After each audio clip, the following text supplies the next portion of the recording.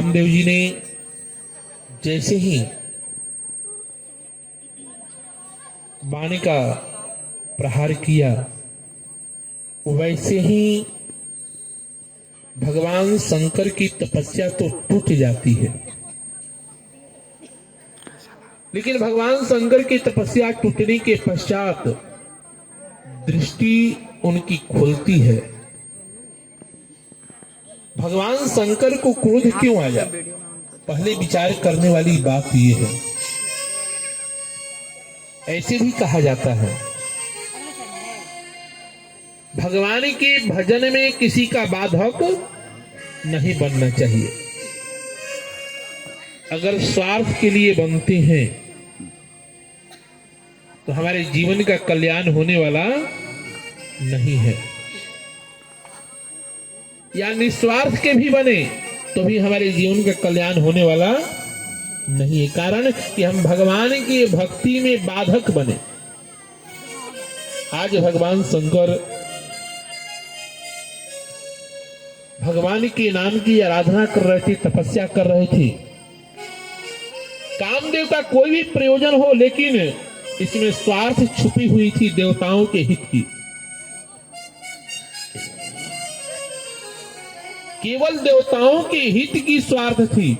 अगर जगत के हित की स्वार्थ होती, बोलिए प्रेम से कृष्ण भगवान की, राघवेंद्र सरकार की, तो देवताओं के हित की केवल छुपी हुई थी। जगत का हित का स्वार्थ लेकर के कामदेव नहीं आए थे।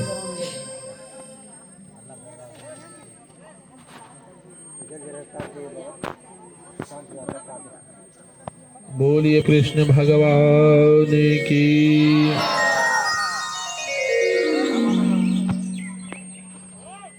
अगर सबके हित को लेकर के चलते, पूरे विश्व के हित को लेकर के चलते, तो हो सकता था कि कामदेव का कल्याण हो जाता। लेकिन कामदेव केवल देवताओं के हित को लेकर के ही केवल भगवान शंकर की तपस्या क्षीण करने के लिए आए थे।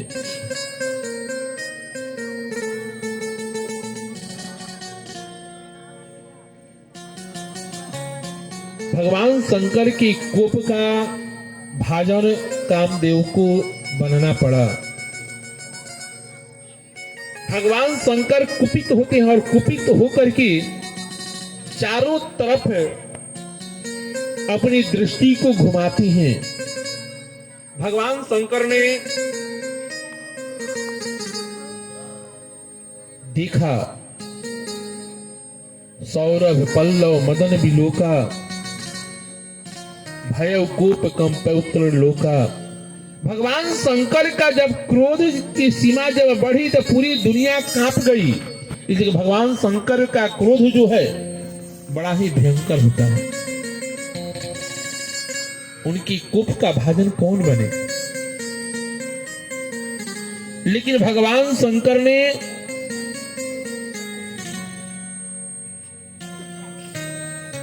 जब शिव तीसर नयन उघारा, जब तीसरा नेत्र खोल करके कामदेव के प्रति भय काम होई है जरी छारा, कि कामदेव भगवान शंकर के नेत्र की दृष्टि से पढ़ते ही कामदेव जल करके भस्म हो जाते।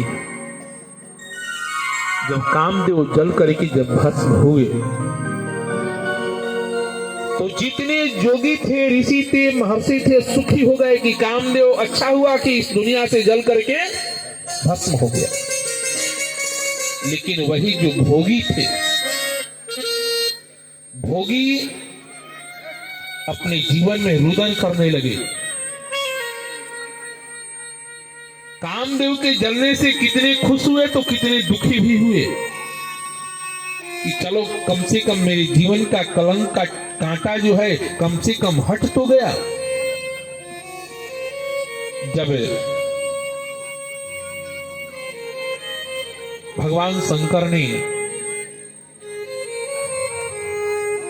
जला करके भस्म कर दिया। कामदेव की पत्नी रोते हुए भगवान शंकर के पास आती है और आकर के भगवान शंकर से प्रार्थना और विनय करने लगती है कि महाराज आपने मेरे पति को जला दिया, अब मैं कैसे रहूंगी। भगवान शंकर से आग्रह विनय अनुनय विनय जब करने लगी तो भगवान शंकर ने आशीर्वाद दिया कि जाओ, तेरे पति का जन्म तब होगा जब यदुवंश कृष्ण अवतारा होई है पति तनय तुम्हारा, कि तुम्हारे पति का जन्म कृष्ण भगवान के द्वारा के पुत्र के रूप में तेरा पति का जन्म होगा। अभी जो है, अभी शरीर था तब दुनिया को भयभीत करता था, अब बगैर शरीर को दुनिया को भयभीत करेगा, ये मेरा आशीर्वाद है। भगवान शंकर ने कामदेव की पत्नी को आशीर्वाद दिया। कामदेव की पत्नी चली जाती है। इधर भगवान शंकर तपस्या से उनकी समाधि टूटी, तो टूटने के पश्चात सभी देवता ब्रह्मा जी आ गए भगवान शंकर की प्रार्थना करने के लिए। जब भगवान शंकर से सब लोगों ने प्रार्थना शुरू किया तो भगवान शंकर समझ गए कुछ जरूर प्रयोजन है, बगैर प्रयोजन के सभी देवता हमारे पास आने वाले नहीं है, जरूर कुछ प्रयोजन है। तभी शंकर ने कहा कि आप अपना पहले प्रयोजन बताइए, आने का प्रयोजन क्या है। ब्रह्मा जी ने कहा कि एक बात कहूं महाराज, आज तक पूरे स्वर्ग में कभी किसी का विवाह नहीं हुआ है, कभी किसी का विवाह नहीं हुआ है, और सब देवताओं की इच्छा है कि आज तक, ये तो कहने का था कि विवाह कीजिए, लेकिन अब तो बात को बदल करके भगवान शंकर के सामने रखी जा रही है। अब किसी की सामर्थ्य नहीं हुई कि कोई भगवान शंकर से कहे कि आप जाके विवाह कीजिए। अब डायरेक्ट कौन कह सकता है, लेकिन सब लोगों ने घुमा करके कहना शुरू किया। ब्रह्मा जी ने घुमा करके कहना शुरू किया कि इतने जीवन बीत गए हम लोगों का, इतनी उम्र बीत गई हम लोगों की, लेकिन आज तक किसी का विवाह उत्सव नहीं मनाई गई। कम से कम आप विवाह करेंगे तो कम से कम हम सभी देवताओं के जीवन में सौभाग्य मिलेगा कि कम से कम हमारे स्वर्ग में भी विवाह उत्सव हो रही है। भगवान शंकर ने कहा कि आप ये क्यों नहीं कहते कि आप विवाह कीजिए, ये घुमा करके बात करने की क्या जरूरत है। देवताओं ने कहा कि ऐसी बात नहीं है, हम सबकी पत्नी है, सबका परिवार है, लेकिन आपका परिवार नहीं है, इसलिए हम लोग चाहते हैं कि आप बगैर परिवार के हैं तो कम से कम आप भी अपनी घर गृहस्थी बसा लीजिए, और आप भी बसाएंगे लेकिन विवाह करके बसाइए, कम से कम विवाह भी देखने का सौभाग्य हम सभी के जीवन में मिल जाए। भगवान शंकर से जब इन लोगों ने प्रार्थना किया तो भगवान शंकर ने सबकी बात को स्वीकार कर लिया, सबकी बात को स्वीकार कर लिया। भगवान शंकर ने हामी दे दी कि ठीक है, जब आप लोग की इच्छा है तो हम विवाह करेंगे। जैसे ही भगवान शंकर ने आदेश दिया देवताओं को कि जीवन में खुशियों का आनंद नहीं रहा कि इधर विवाह करेंगे, तभी कार्तिकी का जन्म होगा और तारकासुर का वध होगा। किसी ने ये नहीं कहा कि महाराज आप विवाह करेंगे तो आपका पुत्र जन्म मिलेगा और उससे तारकासुर का वध होगा। प्रयोजन और हित किसी ने नहीं बताया। अगर ये बताते तो भगवान शंकर कहते कि इसीलिए हम विवाह करें कि मेरा पुत्र हो और तारकासुर को मारे, लेकिन ये बात किसी ने कही नहीं।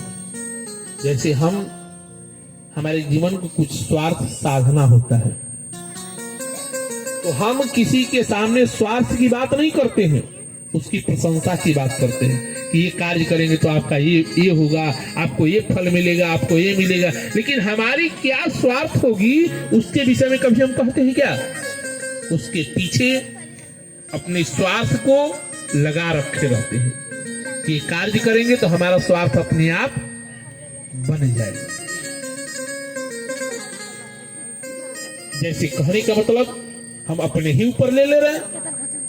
हम तो करें कि देवी जी की प्रतिष्ठा हो, कह रहे हैं ना, हम देख रहे हैं कि आपको देवी जी की प्रतिष्ठा कराना है, और हम क्या देख रहे हैं कि कम से कम प्रतिष्ठा होगा तो पांच आदमी हमको मिलेंगे, 5 आदमी मिलेंगे तो 5 रुपया हर साल मिलेगा, हमारी स्वार्थ। लेकिन कभी हमने कहा कि हमको 10 रुपया चाहिए?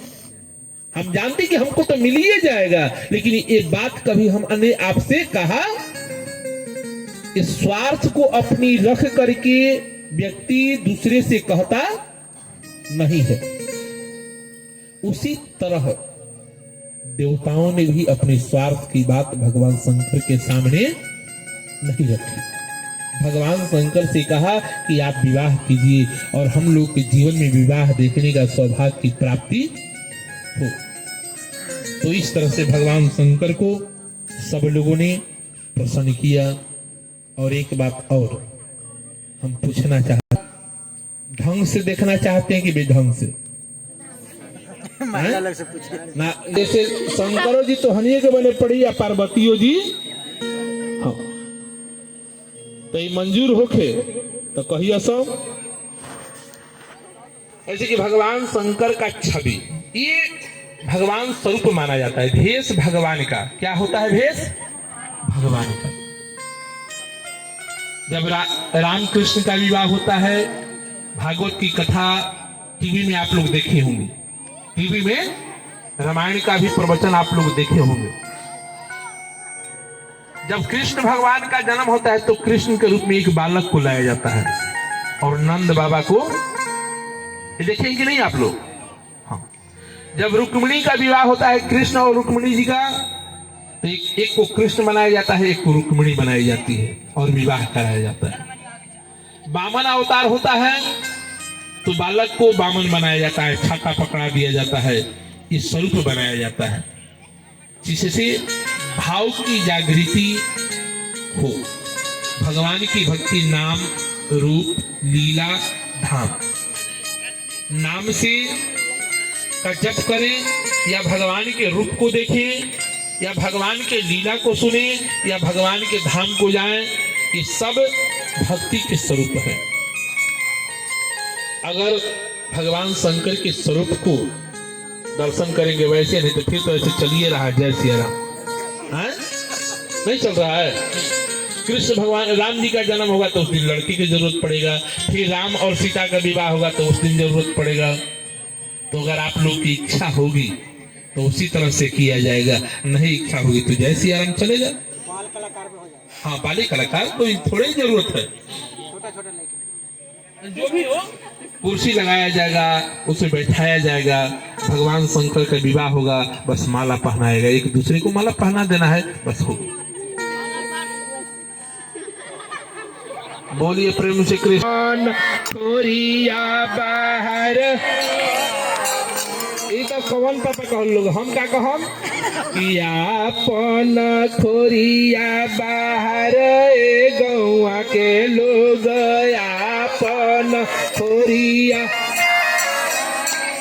वहाँ के लोग अवतारे जग भगवान हो, अवतारे जग। तो हम तो यही कहेंगे, अब जरा भगवान के नाम बुलावे कोई तो अपना दरवाजा पे गली में कूड़ा करकट लगा दी हम लोग। आज तो कहत हो गई 1.5 महीना से, लेकिन हवा से जाए खातिर केहू अपना घर से एगो बॉल नहीं खेली खा। अब बताओ, यहाँ से जाए में पूरा गली अन्हार,